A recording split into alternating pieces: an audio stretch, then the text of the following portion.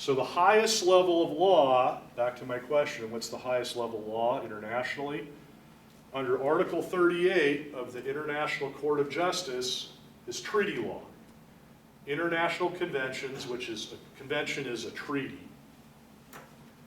whether general or particular, meaning a generalized treaty or a very specific treaty maybe involving a border. A generalized convention would be more like law of the sea, very large scale. Establishing rules expressly recognized by the contesting states. Plain language, the states that are fighting with each other in court have agreed to those rules. They've consented to those rules by being part of the treaty. So if I ask you on a test question or essay or wherever it may be, under Article 38 of the International Court of Justice, what is the highest source of law? And the answer will be an international convention. Now,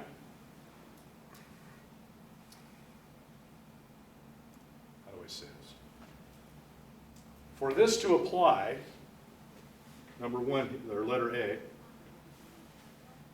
the parties in the dispute, the countries, have to be part of the treaty.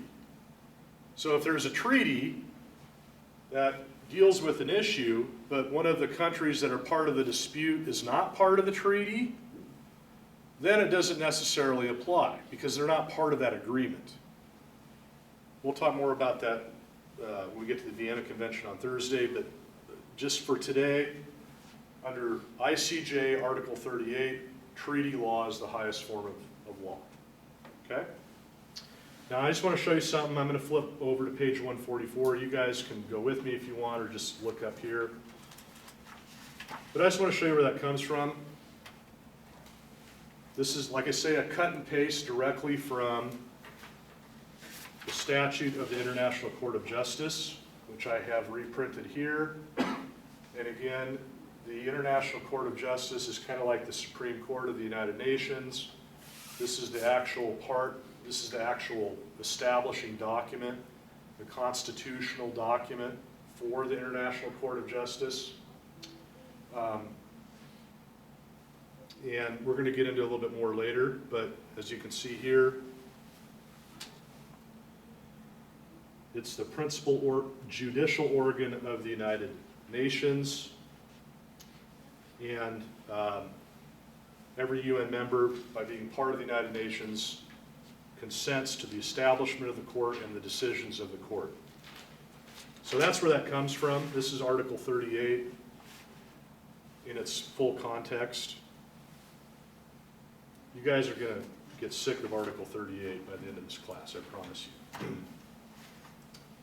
Okay, sorry, back to this one. All right, so number one, treaties and conventions. Number two, if there is no convention that the states have agreed to, then the International Court will look at whether or not there is international custom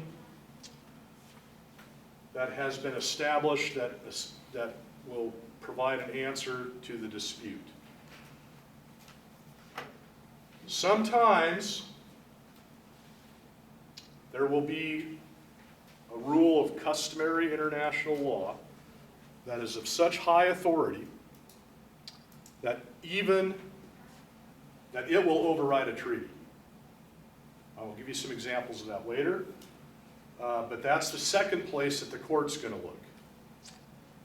Number three, general principles of law.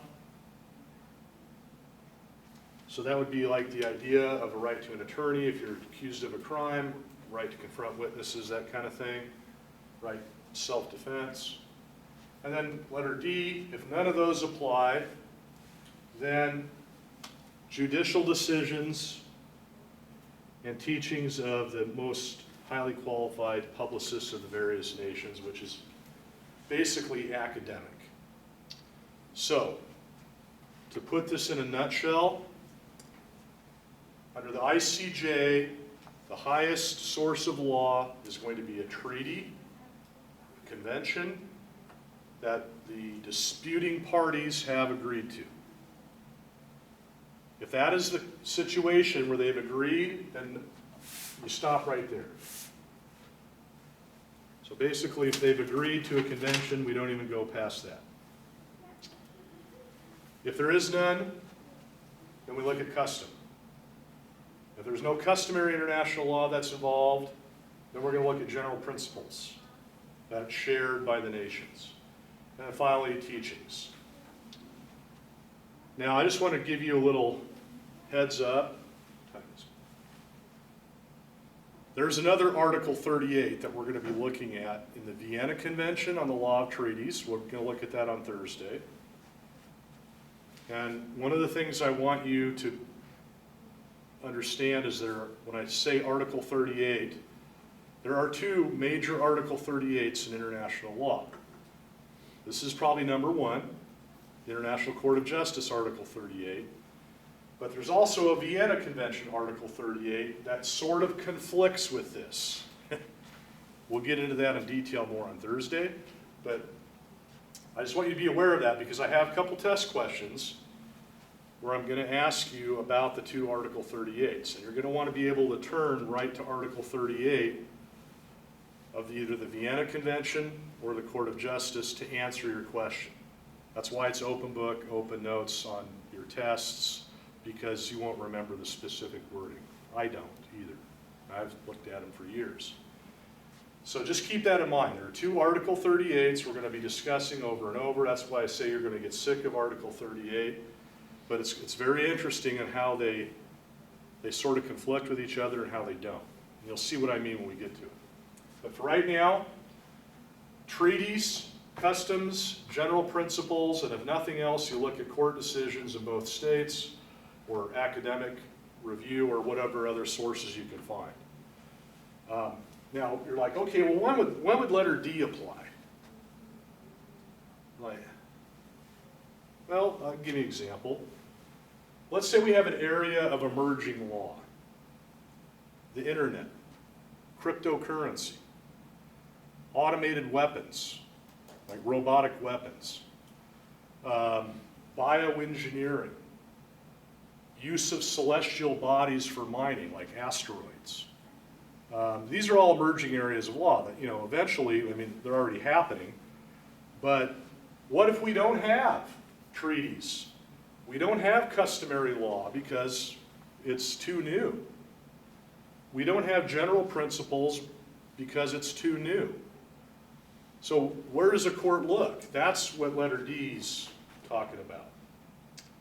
So like in an internet situation, a lot of internet rules were developed. Some of it came from the government side, but a lot of it's in the private sector. And then, eventually it gets adopted into domestic law and international law through treaties and that kind of thing. Same thing with, cryptocurrency and whatnot. Not necessarily developed by the government, developed in the private world, the private sector. So those rules are obviously still developing and how that's going to play out. So that's kind of what I'm talking about when I say letter C and D, but primarily D would be if you had an international dispute involving an emerging area of law where the treaty world has not caught up with it yet, there's no real customary rules, that kind of thing. Now, custom, let's talk about internet with that. What happens in the real world can create international custom. In fact, that's why I still think international custom in some ways is the highest form of law, because that's what people and countries actually do. Countries don't always follow treaties, right? In fact, it's pretty common that they don't. But they generally will behave in accordance with custom because that's just the way, that's the coral reef and everything else. That's just kind of the way it is. Custom is primarily based upon natural consequences. So again, back to my question that I posit, in reality, which is the highest source? In some ways, it's custom, even more so than a treaty. What time is it? Okay, we've got a few minutes left. Okay, so with that said, let's go down to the next slide here. Just want to give you some terms. I've been using these terms, but let me give you some definitions now. So, treaties. When I talk about treaties, treaties are basically agreements between one or more states, that is, international sovereigns, nations, or IGOs. An IGO, intergovernmental organization, like the United Nations, the European Union, the World Trade Organization. There are a bunch of them. So we have what we call a bilateral treaty. Bilateral is two parties to the treaty, two countries. And we have multilateral, which is something more than two countries, but not to the level of being a convention. And then we have conventions. Conventions are essentially large treaties that are sponsored by an international organization, such as the United Nations. One of the jobs of the United Nations, specifically the United Nations International Law Commission, which is, you don't hear about it in the news very often, but that's one of the roles of the United Nations that kind of goes behind the scenes. One of the ideas of the United Nations is to put together conventions. Conventions are large treaties involving areas of law that really affect a number of different countries. So I've talked about the United Nations Convention on Law of the Sea, obviously ocean-going traffic and the use of the oceans and deep seabed mining and all that, you know, it involves the whole world. We have lots of different conventions. We have international conventions on international will-making. We actually have a convention on celestial bodies, the use of the moon and that kind of thing, although it's still being hammered out. So when I use the term convention, that is a collective agreement that's sponsored primarily by an organization of some type, like the United Nations. The International Law Commission I'll talk about more later on, but one of their primary roles, they're like an administrative part of the UN, and one of their primary roles is to help promote, if that's the right term, conventions, to initiate them among countries, and part of that role is to look forward, look out into the future, to try to write rules now for things that will be happening as technology and society advances into the future.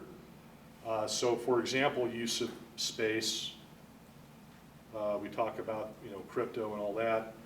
So the idea of developing areas of law, part of the role of the United Nations is to help implement those conventions so that those rules can at least be discussed, if not fully implemented, before things spiral out of control.